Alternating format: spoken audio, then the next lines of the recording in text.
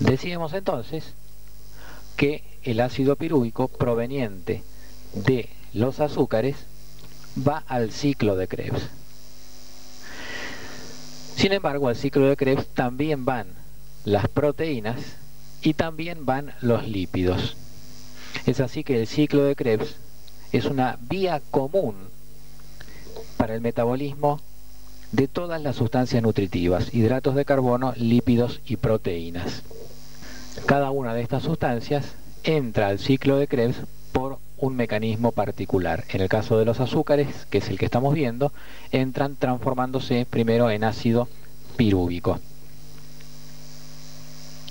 Los lípidos tienen que transformarse en un compuesto que se llama succinil-CoA.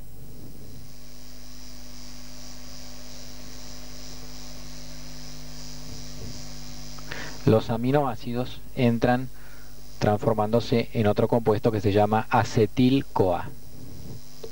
¿Cómo hace el ácido pirúvico para entrar al ciclo de Krebs? El ácido pirúvico se transforma en ácido acético que tiene 2 carbonos y ese ácido acético se une con una coenzima denominada coenzima A, formando un compuesto llamado acetil-coenzima A o acetil-CoA. Simplificando entonces, vemos como el ácido pirúvico se transforma en ácido acético y ese proceso se denomina decarboxilación oxidativa. Decarboxilación porque en esa reacción química se elimina un CO2 y oxidativa porque en esa reacción se consume oxígeno. El ácido acético luego se une con la coenzima A formando el acetil-CoA. Y el acetil-CoA entra en el ciclo del ácido cítrico o ciclo de Krebs, que como resumen, tal como ya vimos, produce CO2 y produce hidrógenos con electrones de alto nivel energético. Esos hidrógenos son captados por una serie de coenzimas, como esta que se menciona acá, NAD, y luego son llevados esos hidrógenos al tercer y último paso, que es la cadena respiratoria. Pero primero analicemos con más detalle el ciclo de Krebs. El ciclo de Krebs, o ciclo del ácido cítrico, produce CO2, produce electrones de alto nivel energético que van a la cadena de transporte de electrones o cadena respiratoria, que es el tercer paso, y agregamos otro dato aquí, que produce también una muy pequeña cantidad de energía. Produce un GTP, guanosin trifosfato, que luego se transforma o es equivalente a una molécula de ATP. Así que el ciclo de Krebs produce un solo ATP. El ciclo de Krebs es un proceso sumamente complejo con muchos pasos metabólicos que tenemos aquí simplificado para dar una explicación general y luego vamos a acercarnos a cada uno de los compuestos que se forman para ver los detalles y anotar bien el nombre. El acetil-CoA,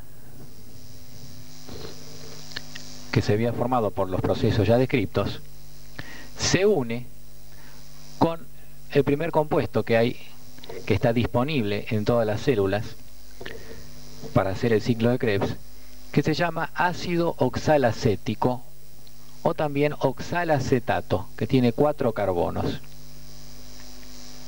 La unión del ácido oxalacético con el acetil-CoA forma el ácido cítrico o citrato.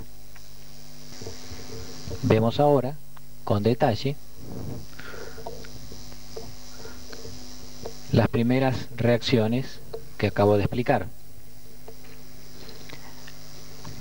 La unión del acetil-CoA con el ácido oxalacético para formar el ácido cítrico. Lo que figura en los recuadros en blanco es el número de carbonos que tiene cada compuesto.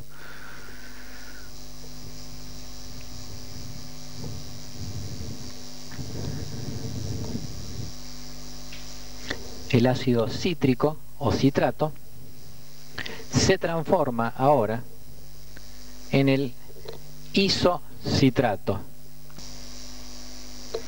El isocitrato se transforma en ácido alfa-cetoglutárico o alfa-cetoglutarato, que tiene 5 carbonos. El carbono que sobra entre el isocitrato y el alfa-cetoglutarato se pierde formando CO2. Y además, en esta transformación se libera 2 hidrógenos de alto nivel energético que son captados por una coenzima que se llama NAD, la cual aquí vemos oxidada, ya que no tiene hidrógeno, y al captar esos hidrógenos que produjo esta reacción química, ese NAD se reduce, NADH reducido. De esa manera la energía que sobró en la transformación del ácido isocítrico en alfa-cetoglutárico se liberó en forma de 2 hidrógenos de alto nivel, y esos hidrógenos fueron captados por el NAD, que es una coenzima transportadora de electrones.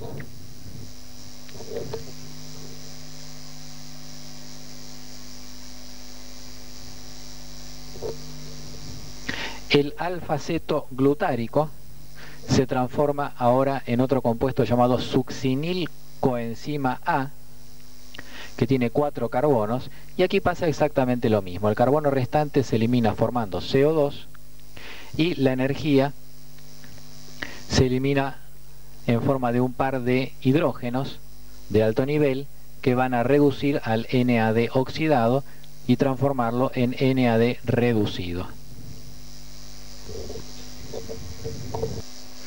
Ahora el succinilcoenzima A se transforma en ácido succínico o succinato. En esa transformación ingresa fósforo inorgánico y sobra energía suficiente para transformar una molécula de GDP, guanosin difosfato, que es igual al ADP, en una molécula de GTP, guanosin trifosfato, que es igual al ATP.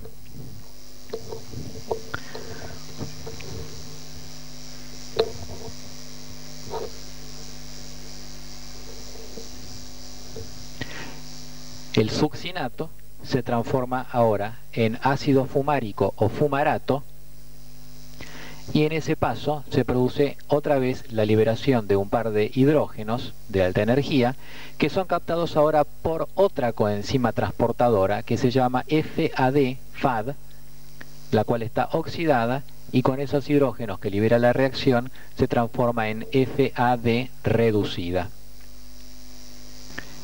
El ácido fumárico o fumarato se transforma ahora en ácido málico o malato de 4 carbonos, y el ácido málico, como último paso, se transforma en el ácido oxaloacético que habíamos visto al comienzo. En esta última transformación química se libera también un par de hidrógenos que son captados por el NAD, el cual se reduce.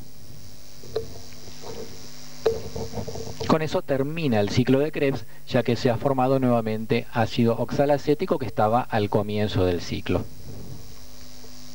Vemos entonces nuevamente el concepto general del ciclo de Krebs, donde el acetil-CoA se unió con el ácido oxalacético, formó el ácido cítrico, y luego por un montón de pasos intermedios volvió a formar ácido oxalacético. ¿Y para qué sirvió todo esto? Básicamente sirve para producir hidrógenos de alto nivel energético, los cuales fueron captados por las coenzimas transportadoras de esos hidrógenos. Específicamente se forman hidrógenos de alto nivel en 4 puntos. Siempre los hidrógenos se forman de a pares, o sea que se forman 4 pares de hidrógenos con electrones de alto nivel energético. 3 de esos pares de hidrógenos son captados por el NAD y un par de hidrógenos es captado por el FAD.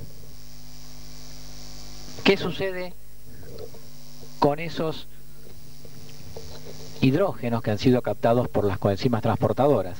Ingresan en el tercer y último paso de la respiración, que es la cadena respiratoria o fosforilación oxidativa, donde vemos que las coenzimas transportadoras con sus hidrógenos que han captado el ciclo de Krebs le dan los hidrógenos al sistema de cadena respiratoria, y con esos hidrógenos la cadena respiratoria va a fabricar energía, va a producir energía que va a ser almacenada en moléculas de ATP, y al mismo tiempo se va a generar agua.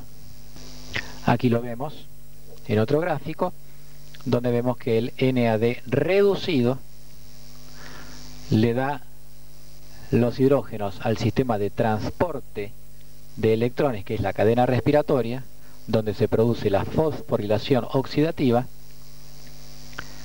y a través de este sistema se genera energía que va a ser almacenada en moléculas de ATP, y al mismo tiempo se está formando agua.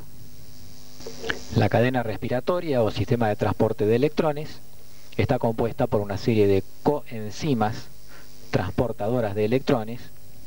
Hemos mencionado ya la primera, que es el NAD.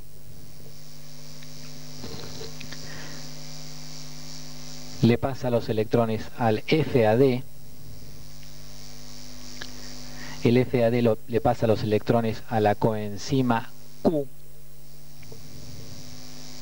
Esta le pasa los electrones a los citocromos.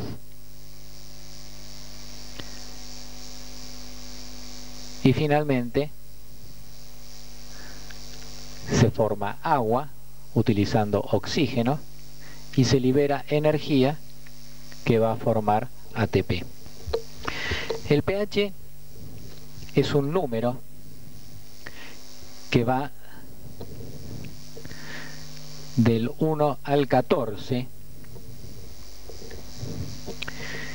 y que expresa la concentración de iones hidrógeno que tiene una determinada sustancia. Este esquema que vemos aquí es el esquema de un aparato medidor de pH, un pHímetro, donde nosotros colocamos una sustancia y nos va a decir cuál es la concentración de iones hidrógeno que tiene.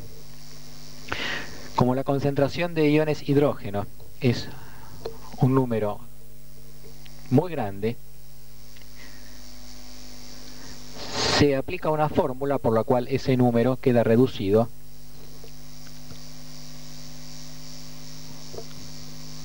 a una o dos cifras y que va solamente del 1 al 14. Si esta máquina, si este pHímetro me dice que esa sustancia tiene un pH de 1 a 7, decimos que la sustancia es ácida. Si por lo tanto la máquina me dice que la sustancia es ácida, quiere decir que tiene muchos iones hidrógeno. Si colocamos una sustancia y la aguja del pHímetro me marca que la sustancia tiene un pH del 7 al 14, la sustancia es básica o alcalina y tiene poca concentración de iones hidrógeno. Por ejemplo, el agua destilada tiene un pH neutro de 7, la sangre tiene un pH casi neutro, 7.4, el vinagre tiene 3, los jugos gástricos en el estómago tienen un pH de 2, el ácido clorhídrico del estómago tiene un pH de 0.8, todas estas son sustancias entonces ácidas. El amoníaco de uso hogareño tiene un pH de 11, el limpiador de hornos, por ejemplo, tiene un pH casi de 14, son sustancias básicas. ¿Cómo calcula este pHímetro el número?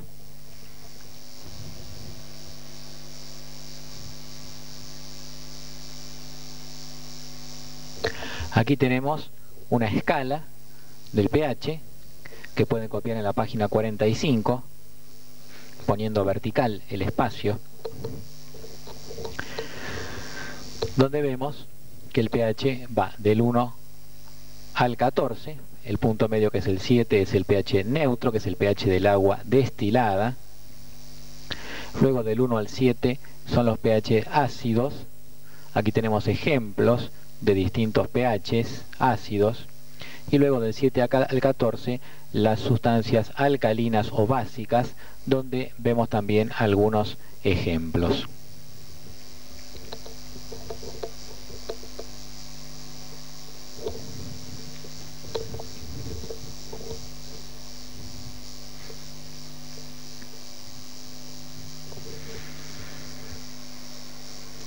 La concentración de iones hidrógeno, o sea el pH, es una variable que debe ser mantenida dentro de números muy estrictos para el normal funcionamiento de las células y del organismo. Por eso es importante conocer el pH de cada sustancia. El pH de la sangre y de los líquidos corporales se mantiene muy cercano a la neutralidad, ligeramente alcalino. Y hay una serie de mecanismos muy complejos que se denominan mecanismos de homeostasis, que regulan el pH y lo mantienen siempre dentro de ese número cercano al 7.